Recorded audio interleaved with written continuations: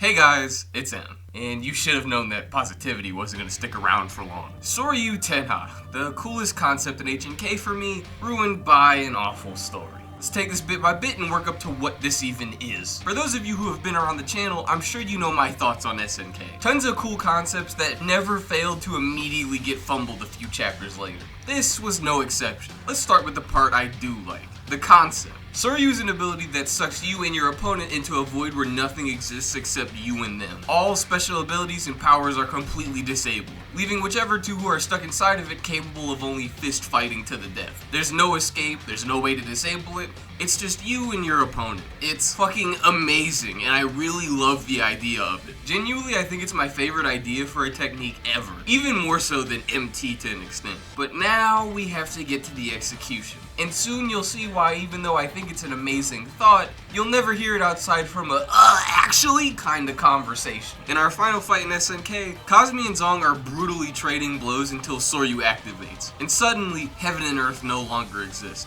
making it so whoever scores the next blow is the victor. The two imagine outcomes of the next strikes, until Kazumi manages to land a blow sealing Zong's defeat and wrapping up our story. Now you may think, that's a really short sounding fight, Em. You sure you're not cutting anything out? Other than literal pages of people just talking? No, that's literally all that fucking happens. I see you staring at the screen like a wounded pup asking, well, how did Kazumi unlock this ability? After all, Ken had to lose pretty much everything to unlock MT, so what's the prerequisite for Soryu? I couldn't tell you. It literally just kind of happens. It felt like the most random ass pull in the entire story, and you know the worst part? It gimped Zong damn near immediately, and it didn't even feel necessary. For my 53% who didn't read it, Zong was not like Rao. He never seemed like this potent threat Kazumi couldn't handle. Rao's hype could be felt throughout the entire show. Before he even appears, Ken has to deal with some of his forces. And even after their first fight that ended in a near deadly draw, all we saw about him past that point was him conquering the world and defeating people.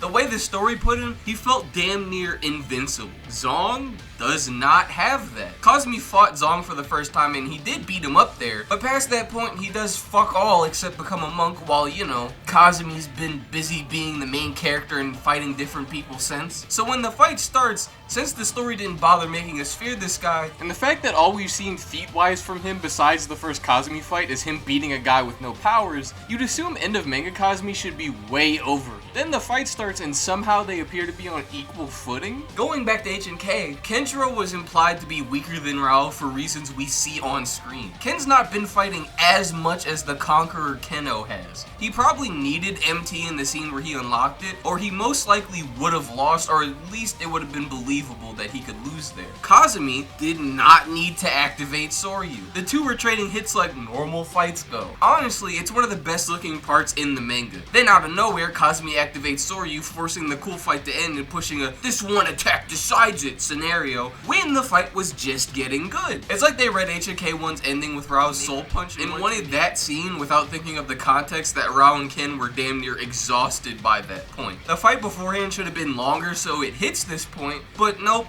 Normal SNK writing. Now to keep going on this, how does Soryu gimp Zong? Well, I can't really think of a single trademark attack Zong has other than maybe his stand thing from LR. Do you know why? I don't even want to read that. I don't even want to read. Do you know why, my little scrumblies? Do you know why I can't? It's because the second the fucker gets in a real fight, he gets sucked into a domain expansion that takes away your abilities. Hey guys, Cut an M here real quick. Just want to say, really close to 1K subs, and I'd really appreciate it if you could subscribe. Here's the percentage to make it look really weird, because you know the unsubbed count is way higher than the subbed count.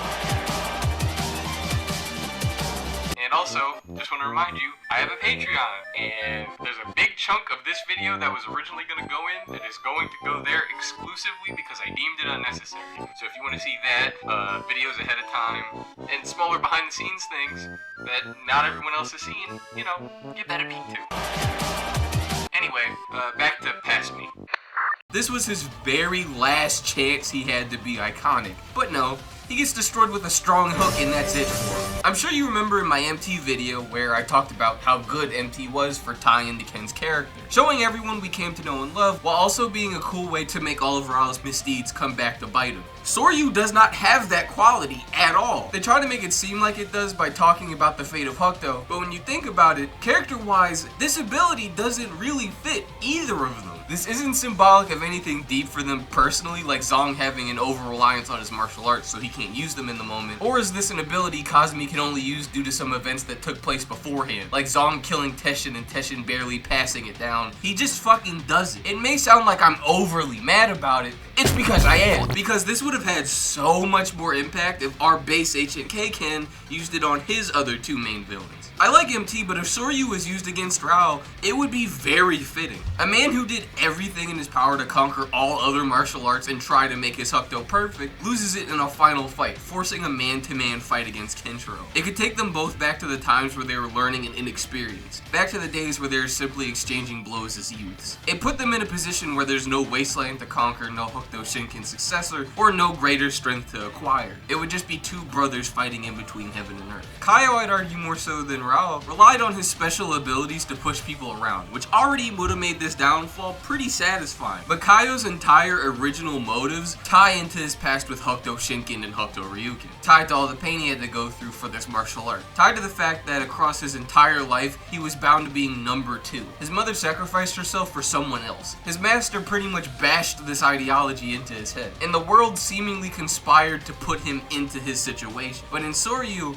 there is no world to blame. Everything that he hated that brought him to this point would cease to exist. It would be two men who walked opposite paths having their final encounter. It would have been fucking awesome for either of those actually written characters. But who's Soryu tied to? A significantly worse Rao clone. It's so disappointing. I really wanted to love this technique, but due to the story it's unfortunately tied to, it's way hyper in my mind than what the writers actually gave us. Fortunately, there is a light at the end of the tunnel, as this actually has a chance of being redeemed. With Regenesis having significantly better writing than base SNK, I'm hoping they have a better application of it that will actually be iconic. One that has these deeper narratives and tie-ins that could make it have some real weight. I feel Simeon would probably fill this void due to how strong Tento seems to be, but that's just wishful thinking. But with all that out of the way, I think I've said my piece. What do you guys think of Soru? Do you think it was actually flawless, or do you agree with me that it was heavily misused? As always, as long as you're respectful, I'm glad to discuss with you guys in the comments, and I've been it, and I am out.